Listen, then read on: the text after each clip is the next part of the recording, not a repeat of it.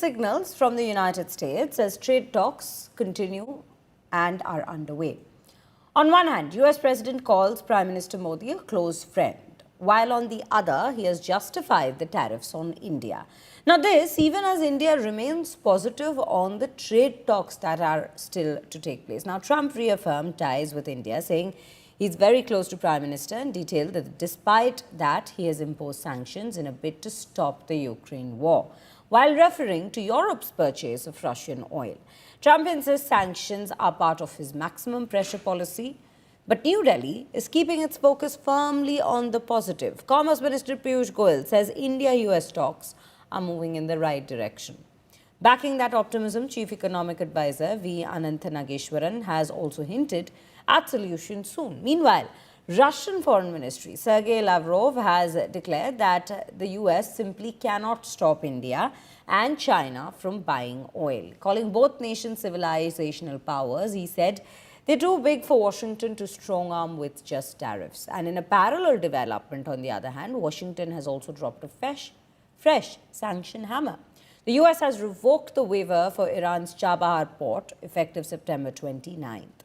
So these are the developments that have taken place in terms of what exactly is underway on the trade talk aspect. Let's listen in to what the reactions are. Very simply, if the price of oil comes down, Putin's going to drop out. He's going to have no choice. He's going to drop out of that war. And when I found out that the European nations were buying oil from Russia, and as you know, I'm very close to India. I'm very close to the Prime Minister of India. I spoke to him the other day, wished him a happy birthday. We have a very good relationship. He put out a beautiful statement, too. We have, but I said, I sanctioned them. China is paying a very large tariff right now to the United States. But I'm willing to do other things, but not when the people that I'm fighting for are buying oil from Russia. If the oil price comes down, very simply, Russia will settle.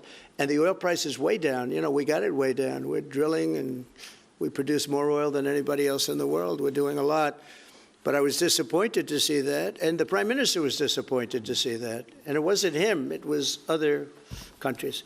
Considering recent developments in the last couple of weeks and so on, I do believe, I have no particular basis to say so, just my intuition, that the penal tariff will not be there beyond November 30th. I mean, it's not a statement of based on any concrete indicator or evidence. It's my hope that given the recent developments which we see in terms of both countries finding an off-ramp and reaching out to each other, and including the important negotiator being India in the first 2 days of this week, I do believe that there will be a resolution in the next couple of months on the penal tariff and hopefully on the reciprocal tariff also. US discussions with the assistant USTR happened 2 days back.